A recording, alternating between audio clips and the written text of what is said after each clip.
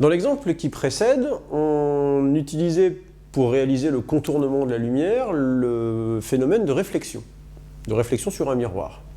Eh bien, je vais vous montrer maintenant qu'on peut aussi réaliser ce contournement en utilisant un autre phénomène qui s'appelle la réfraction, c'est-à-dire la propriété qu'a la lumière de changer de direction lorsqu'elle arrive sur une interface de séparation entre deux milieux transparents différents.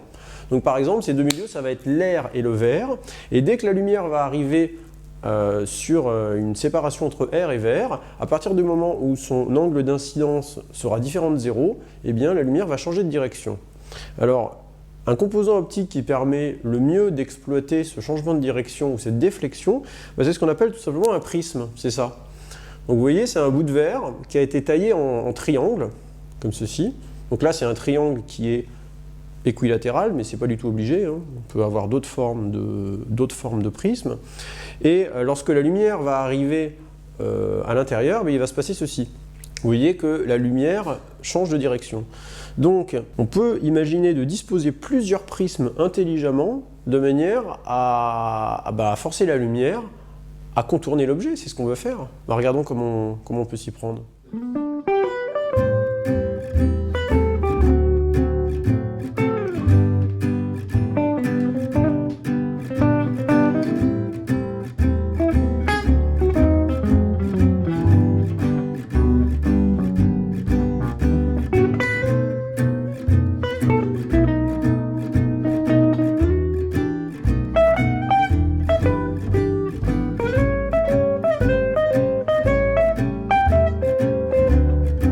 Alors, besoin d'explication. Alors, pour comprendre comment fonctionne cette expérience, on va prendre un petit peu de hauteur et on va regarder exactement la même séquence, mais vue du dessus. Donc, on s'aperçoit que cette espèce d'ensemble de verre, on ne comprenait pas trop ce que c'était là.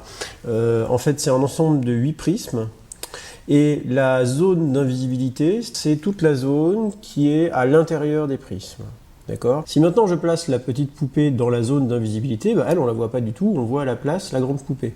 Si je replace la grande poupée dans la zone d'invisibilité, bien je ne vois pas la partie qui est en bas.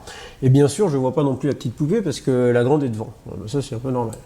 Maintenant, justement, je prends la petite poupée qui était derrière et je la mets encore plus derrière, mais dans la zone du fond, hors de la zone d'invisibilité. Là, je la vois apparaître.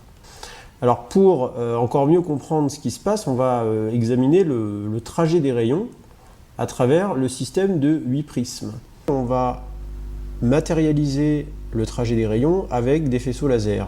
Donc ce qui était tout à l'heure le fond est maintenant à gauche, où j'ai 3 rayons laser qui représentent les rayons qui seraient émis par un objet qui serait situé au loin, à l'infini, dans le fond. Vous voyez que ces rayons parallèles finissent par émerger également parallèles et dans leur prolongement au niveau de l'œil qui est représenté par l'orange à droite, mais qu'entre-temps ils ne se sont pas propagés en ligne droite, ils se sont propagés en faisant le tour de la fameuse zone d'invisibilité. Ici, ils permettent de rendre invisible le petit Playmobil grâce au phénomène de réfraction qui a permis de façon successive de détourner les rayons de la zone.